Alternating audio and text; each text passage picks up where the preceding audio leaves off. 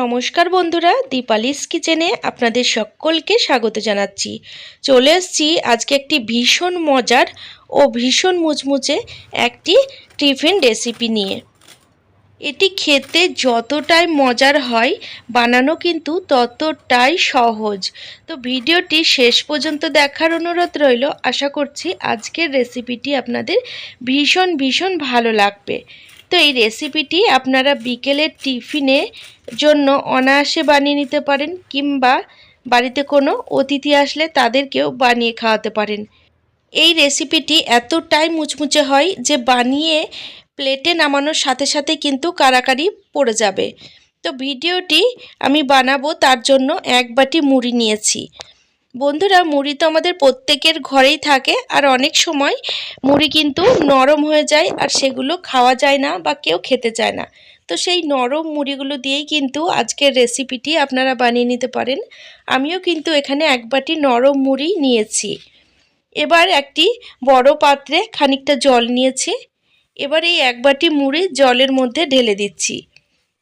এখন মুড়িগুলোকে জলে ভালো করে ধুয়ে নেব, কারণ মুড়িতেও অনেক নোংরা থাকে, সেগুলো বেরিয়ে যাবে আর মুড়িগুলো একটু নরম হয়ে যাবে।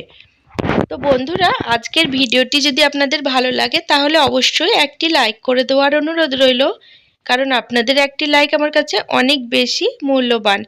তো এখানে মুড়িগুলোকে জলে ভালো করে ধুয়ে নিয়েছি। এবার জল থেকে এইভাবে চিপে চিপে একটি পাত্রে তুলে নেব।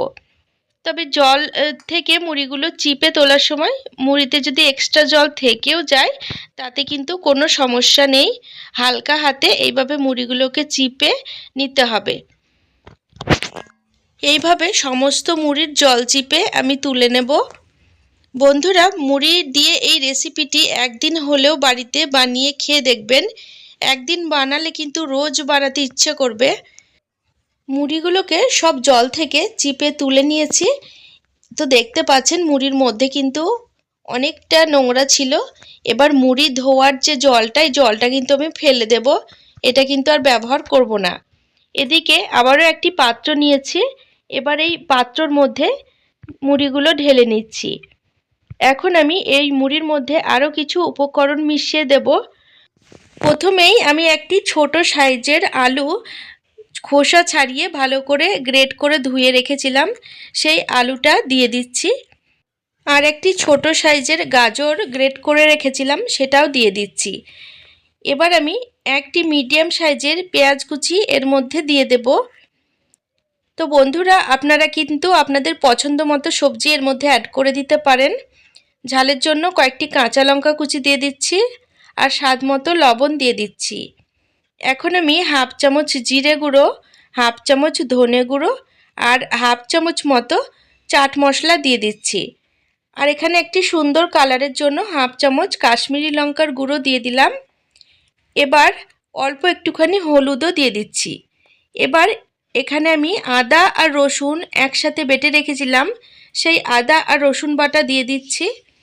এবার এই সমস্ত উপকরণ হাত দিয়ে ভালো করে মুড়ির সাথে মিশিয়ে নিতে হবে। এমনভাবে মেশাতে হবে যাতে মুড়িগুলো ভেঙে না যায়। খুব হালকা হাতে মিশিয়ে নেবেন, আর খেয়াল রাখবেন যাতে প্রত্যেকটি মশলা মুড়ির সাথে সুন্দরভাবে মিশে যায়। তো এখানে দেখতে পাচ্ছেন খুব ভালো করে সমস্ত উপকরণ মিশিয়ে নিয়েছি। এবার আমি এখানে 2 টেবিল চামচ মতো চালের গুঁড়ো দিয়ে দিচ্ছি। তো এই চালের গুঁড়ো দেওয়ার কারণে রেসিপিটি কিন্তু ভীষণ মুচমুচে হবে। আর এখানে কিছুটা ধনেপাতা কুচি দিয়ে দিচ্ছি। তো এই সমস্ত উপকরণ দিয়ে আবারও ভালো করে মেখে নেব। বন্ধুরা, আজকের ভিডিওটি আপনারা কে কোথা থেকে দেখছেন সেটি কমেন্ট বক্সে অবশ্যই লিখে জানাবেন, তাহলে আমি আপনাদের সকলকে ধন্যবাদ জানানোর সুযোগ পাব। তো এখানে সমস্ত উপকরণ মিশিয়ে নেওয়ার পরে এর মধ্যে 3 টেবিল চামচ মতো বেসন দিয়ে দিচ্ছি। তো বেসনটা কিন্তু অবশ্যই দেবেন বন্ধুরা, বেসন এখানে বাইন্ডিংয়ের কাজ করবে। তো বেসন দিয়ে আবারও সমস্ত উপকরণ ভালো করে মিশিয়ে নেব। আর 1 টেবিল চামচ মতো জল এর মধ্যে দিয়ে দেব। জলের পরিমাণ কিন্তু খুব বেশি দেওয়ার দরকার নেই। এখানে আমি 1 টেবিল চামচের বেশি কিন্তু জল দিইনি। তারপর সমস্ত উপকরণ ভালো করে মেখে নিয়ে যখন দেখবেন ভালো মতো বাইন্ডিং হয়ে যাচ্ছে, তাহলে কিন্তু আর জল দেওয়ার প্রয়োজন পড়বে না। আর যদি দেখেন এইভাবে বানানোর সময় মুড়িগুলো খুলে যাচ্ছে, সেক্ষেত্রে আরও 1 টেবিল চামচ জল দিয়ে কিন্তু সমস্ত উপকরণ মেখে নেবেন। তো এখানে আমি হাতে অল্প করে মুড়ির এই মিশ্রণটা নিচ্ছি, আর এইভাবে একটুখানি প্রেস করে চ্যাপটা মতো মুড়ির চপ বা মুড়ির কাটলেট মতো বানিয়ে নিলাম। তো এখানে আপনারা কিন্তু আপনাদের পছন্দ মতো ডিজাইন বা শেপটা দিয়ে নিতে পারবেন। এগুলো গোল গোল করেও বানানো যায়, তবে এইভাবে চ্যাপটা করে বানালে ভাজার সময় ভীষণই তাড়াতাড়ি ভাজা হয়ে যায় আর ভীষণই মুচমুচে হয়, ভেতরটা কিন্তু একটুও কাঁচা থাকে না। তো একইভাবে আমি সবগুলো বানিয়ে নেব। তো বানানোর পরে এগুলো ভেজে নেওয়ার পালা। তার জন্য আমি ওভেনের ওপর একটি কড়াই বসিয়ে বেশ খানিকটা রিফাইন্ড অয়েল দিয়ে দিলাম। তেল ভালো মতো গরম হয়ে গেছে। এখন আমি বানিয়ে রাখা মুড়ির চপগুলো তেলের মধ্যে দিয়ে দিচ্ছি। এবার মিডিয়াম ফ্লেমে এগুলোকে ভেজে নেব। ওভেনের ফ্লেম কম করে ভাজতে যাবেন না বন্ধুরা, তাহলে কিন্তু অনেকটা পরিমাণে তেল টেনে নেবে, আর হাই হিটে ভাজলেও কিন্তু মুড়ির চপগুলো পুড়ে যাবে। সেক্ষেত্রে ওভেনের ফ্লেমটা একদম মিডিয়ামে রেখে ভালো করে ভেজে নেবেন। দেখবেন ভাজতে কিন্তু খুব বেশি তেল লাগবে না, অল্প একটু তেলের মধ্যেই সমস্ত মুড়ির চপগুলো ভাজা হয়ে যাবে। আপনারা যদি চান তাহলে এগুলোতে অল্প একটু তেল দিয়ে শ্যালো ফ্রাইও করে নিতে পারেন। আমি কিন্তু একটু বেশি করে তেল দিয়ে এগুলো ভেজে নিয়েছি। তো কাটলেটগুলো বা মুড়ির চপগুলো ভাজা হয়ে গেছে। এবার আমি তেল থেকে একটা একটা করে তুলে নেব। বন্ধুরা, আজকের ভিডিওটি দেখতে যদি কোনো নতুন বন্ধু এসে থাকেন, তাহলে অবশ্যই চ্যানেলটিকে সাবস্ক্রাইব করে পাশে থাকা বেল নোটিফিকেশনটা অন করে রাখার অনুরোধ রইল। তাতে পরবর্তীকালে আমি যখনই নতুন ভিডিওর আপলোড দেব তার নোটিফিকেশন আপনারা সবার আগে পেয়ে যাবেন, আর ভিডিওগুলো কিন্তু সবার আগে দেখতে পাবেন। তো একবার কিন্তু আমি ভেজে তুলে নিলাম। এবার বাকি যে মুড়ির চপ বা কাটলেটগুলো ছিল সেগুলোও কিন্তু তেলের মধ্যে দিয়ে দিচ্ছি, আর একইভাবে ভেজে নেব। আজকের এই মুড়ির চপের রেসিপিটি ভালো লাগলে অবশ্যই নিকটবর্তী আত্মীয়স্বজন বন্ধুবান্ধবদের সাথে ভিডিওটি শেয়ার করে নেবেন, যাতে তারাও আজকের এই দুর্দান্ত রেসিপিটি বানানোর সুযোগ পায়। তো মুড়ি দিয়ে যে এত সুন্দর একটি রেসিপি তৈরি হয়, সেটি আপনারা একদিন বাড়িতে না বানালে বুঝতে পারবেন না।